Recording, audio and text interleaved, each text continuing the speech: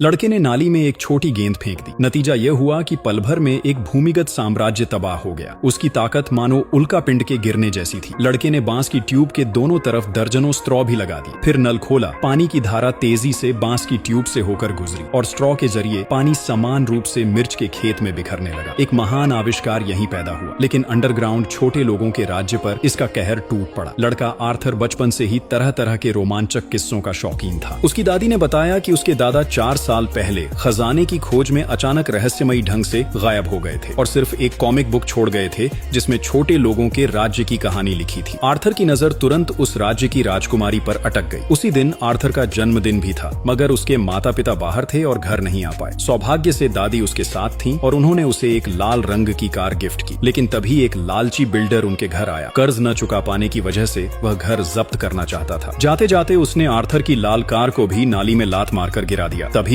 Arthur को अपने दादा के खजाने की खोज याद आई। उसने गोदाम में जाकर दादा के छोड़े हुए सुराग ढूंढे और जाना कि खजाना उसी छोटे लोगों के राज्य में है। लेकिन उस राज्य का दरवाजा केवल पूर्णिमा की रात 12 बजे ही खुलता है। संयोग से आज वही रात थी। आर्थर ने दादा की हिदायत पर एक दूरबीन निकाली। तभी कुछ जंगली लोग सामने आए। वे दादा के दोस्त थे। उन्होंने आर्थर को बताया कि भूमिगत राज्य में एक भयानक दानव है और केवल उसे हराकर ही खजाना मिल सकता है। घबराए आर्थर ने धीरे से बटन घुमाया। चांदनी की किरण पड़ते ही द्वार खुल गया। आर्थर का शरीर धीरे धीरे छोटा होने लगा और उसके पास केवल 3 दिन का वक्त था, वरना द्वार सदा के लिए बंद हो जाएगा। आर्थर दूरबीन से फिसलकर छोटे लोगों के राज्य में पहुंचा। एक परत सुनहरे तरल से गुजरने के बाद उसकी त्वचा बदल गई। उस समय छोटे लोगों के राज्य में भाग्य के चुने हुए की तलाश हो रही थी। जो जमीन में ढंसी तलवार निकाल सके वही सिंहासन का वारिस बनता। साहसी राजकुमारी ने पूरी ताकत लगाई, मगर तलवार हिली तक नहीं। आर्थर ने राजा को अपनी बात बताई और कहा कि बाहर जाकर वह नौकरी करना चाहता है। राजा बोला, बाहर जाकर जल्दी नौकरी ढूंढनी हो, घर लेना देना हो, लाइफ सर्विसेज चाहिए हो तो आइन फियर टोंगचेंग से बेहतर कुछ नहीं। तभी दानव के सैनिक मच्छरों पर सवार होकर हमला कर बैठे। छोटे लोगों के सैनिकों ने टमाटर तोप बनाकर पलटवार किया, मगर दुश्मन बहुत थे, यहाँ तक कि राजकुमारी भी घिर गई। तभी आर्थर ने तलवार खींच ली और चुटकियों में दुश्मनों को हरा दिया। इस जंग के बाद राजकुमारी भी आर्थर की ओर आकर्षित हो गई। फिर राजकुमारी और उसका भाई आर्थर के साथ दानव नगरी की ओर निकले। रास्ते में वे एक विशाल बिच्छू से टकराए। मुश्किल से जान बची। आगे वे अखरोट के खोल में बैठकर नदी पर पहुंचे, लेकिन राजकुमारी तैरना नहीं जानती थी। आर्थर ने राजकुमारी की ब्रास स्टेप का इस्तेमाल कर तलवार को पेड़ में फंसाया और जब झरना आने वाला था सबकी जान बच गई। लंबी यात्रा के बाद वे आखिर दानव नगरी पहुंचे। वहीं आर्थर को उसका कैद हुआ दादा मिला और खजाना दानव के सिंहासन के पीछे था। दानव ने सबको पाइप में धकेल दिया और पानी का नल खोल दिया। दर्जनों स्ट्रॉ से होकर पानी तेजी से पाइप में भरने लगा। तभी आर्थर को अपनी लाल कार मिली। उसने स्प्रिंग खींचा और कार झट से निकल पड़ी। पीछे पीछे पानी। आखिरी पल में वे छोटे लोगों के राज्य लौट आए और गेट बंद कर पानी रोक दिया। यह आखिरी दिन था और आर्थर को लौटना ही था। जाते समय राजकुमारी ने उसे प्यार भरा चुंबन दिया। आर्थर भी इंसानों की दुनिया में लौट आया और उसके दादा भी साथ आ गए। लेकिन बिल्डर फिर घर जब्त करने आया क्योंकि पैसे नहीं दिए जा सके। उसी समय अंडरग्राउंड दानव मीटिंग कर रहे थे, मगर रूबी से निकली रोशनी ऊपर तक पहुंची और आर्थर ने दानव नगरी का पता लगा लिया। उसने पाइप में एक टेनिस बॉल फेंकी और दानवों की पाइप ध्वस्त हो गई। उस समय आर्थर ने रूबी हासिल की और घर बचा लिया। लेकिन क्या आर्थर दोबारा अपनी प्यारी राजकुमारी से मिल पाएगा?